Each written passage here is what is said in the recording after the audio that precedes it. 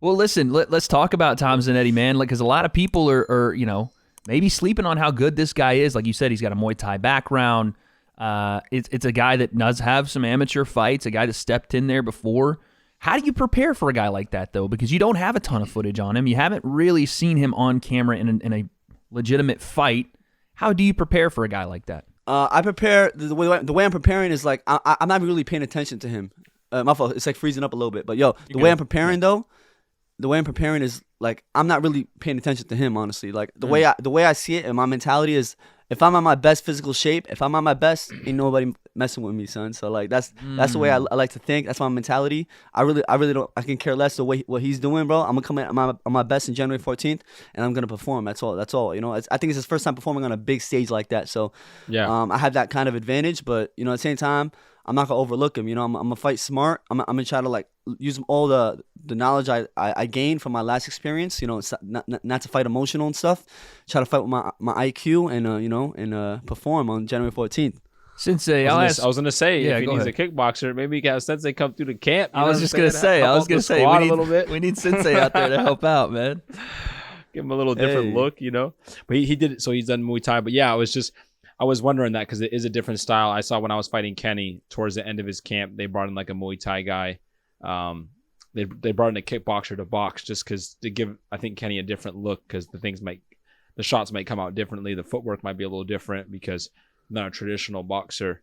So yeah, are you I know you just said that you're just focusing on you, but are you doing things like that in camp, trying to bring in kickboxers or bring in other guys to get a non-traditional boxing look? Or are you just doing the usual slim camp? Yeah, so I'm not bringing no kickboxers or anything, but I'm bringing a lot of amateur fighters. I'm bringing a lot of pro fighters to help me. You know, like I'm bringing people like of all levels. You know what I'm saying? To mix it up. I'm just trying to better myself as a boxer itself. You know, so I'm not really too worried about him. I'm just trying to better myself.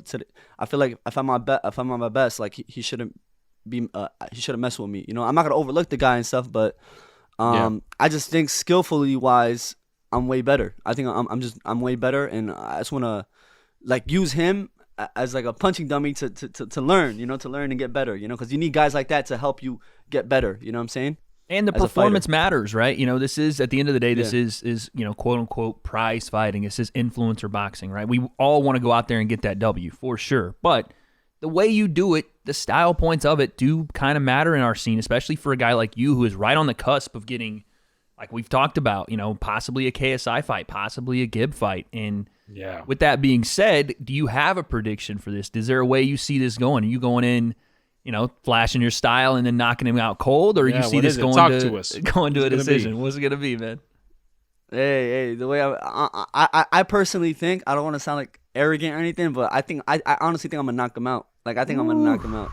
Okay. I'm going for like, I don't know when's going to come. It depends how tough of a guy he is. Because with Ryan Taylor, I thought I was going to knock him out too. But there was times when I was fighting Ryan, like I wobbled him, like his legs gave out, you know, and then he dropped him. His body, I dropped him, and his body fell on top did of knock me. him out. He just came back really quick and had a hard chin.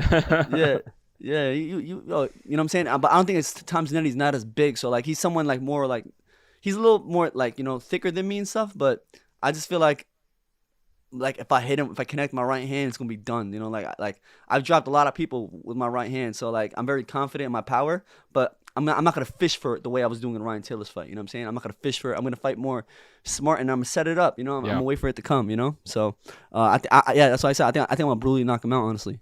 Sensei, I cannot wait for that one on January 14th. This is a big one. This is a big one. Obviously, people want to see you. They're glad you're back on the card, but let's just be a little honest here. It's not the fight that we want so badly. It's the one that we've all talked about for years and years. And in fact, apparently, this was one you were offered.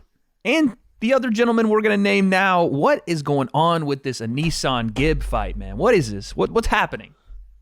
Oh, man. It's the fight I was actually trying to go for. That's the fight I really wanted for this January card. But, you know, at the same time, like, he's I think he's overvaluing himself. And I think he's doing that for a reason to avoid fighting me. That's what I think. Because I also saw the Alex Wasabi podcast. I saw him on the Breakdown. You know, shout out to the Breakdown. I saw him here. And he said that Gib offered Wasabi a fight, bro. Come on, so how you offer Wasabi a fight, but not the fight that everybody's asking for? Come on. Yes, that's He's right. offering Wasabi a Interesting. fight, bro. So Wasabi beat 0-3 Deji, 0-2 Deji. Come on, man. What's going on? No, listen, you're 100% right in saying it is the fight we all want to see. You and Gibb 100%. is the one that we have. Like I said, it's been a building between both you guys on separate tracks, but to the same location. It's like you have to have this fight. Now, you are right that Alex said that he was offered to fight Gibb. There's been some other rumblings that Gibb might want to fight a rematch with Jay Swingler. This is the fight, and my question to you is, Slim, you said you think he's overpricing himself. You think he's pricing himself out. We know the number that he turned down for Temper. Are you telling us that that number was the same for you, or that there was a little more on the table and Gibbs still said no? There was more on the table for against me. Even Mam said, you see on Twitter, Mam said even more if you fight Slim. He says that right after Temper, $250K for Temper. Yeah, that's even right. more if you fight Slim. That's exactly what he said. So like, I think me and Gibb is the type of fight that would take this whole influencing to the next level. Because like, I think like pro fighters will see it and they'll be like, yo, these YouTubers are taking boxing serious. Like, that's a good fight. I feel like me and him will put on a great fight. And Sensei, I saw what you said, man. I watched the whole debate. Slim versus Gibb. I saw it, Sensei. Sensei, I saw it, man. I saw you. What I say? You guys What want I to say? have a debate. Wait, I'm You getting said- called out Yeah, here. you What I said, say? come on, son. I heard what you said. Come on, man. I watched the breakdown. He You said, What did I say? Gibb- What was my prediction? You're saying that Gibb will beat me, bro. Come on. You said- Oh, I did say that. Sensei's bro, always you caught him. You're always Ooh. He's always Listen, predicting you against asked- me. listen. Always. I will say this. Listen, you were fighting Temper, okay? So that's my dog. Yeah. You know what I'm saying? Okay. So, and I think it was a little too close to Temper fight. 'Cause was the prediction right after the Temper fight? It was. I think no, it was I think after he the also Ryan predicted Taylor Fusi fight. against me too. He also predicted Fusi against me too. Dang. Sensei's always Well, against me. okay. Sensei's my biggest op. Time out, Sensei's time my out. biggest I op. was trying to help Fusi. So I was actually like, oh man, dude, that whole camp leading up to it, I was like, Fusi was sending me videos, right? And bro, I was like, listen, you have to blade your stance. If you stand square, Slim is gonna jab your face off, bro. I was literally saying that before, and I'm like, so I was trying to help him. So I was in his corner, secretly trying to help him out, and then you go out there and just tear him up, and I was like, damn it, dude. but nah, and then obviously Temper, you know what I mean, running from my dog. But I think it was after the Ryan Taylor fight, It was. I don't know. It was after the You Ryan. know? Slim, don't let him get away with this nice guy act, bro. He's Yeah, hot. He's the yeah. hot, bro. I You know could what I mean? I could be fighting anybody. I could fight anybody, and Sensei will be in the opposite corner, bro. Anybody. My man's always against me, bro. Get What's up. going on, bro? I What's don't know, going on, just give one Sensei? now. I just give one. You're talking about. Is it the he's- way I look? Is it he because of my offered beard or Alex a something? What's fight, going on? Yeah. And he's, and he outpriced himself. He's jealous, bro. He's jealous he No, can't it's- get the you full know what- beard. you know That's where what it started, is, Slim. Slim, you know what it started? It started with me and Adam Sala. That's why, because you were Team Adam, and then we had our little back and forth. So you were just on the other side of the island here, being from New York. That's where it started, But it's all Yeah, good now. Nah, but Sensei what just don't- Sensei did say, and I do remember that what video you're talking about. He said it would be like it was very hard for him to pick Gibb in that fight because Yeah.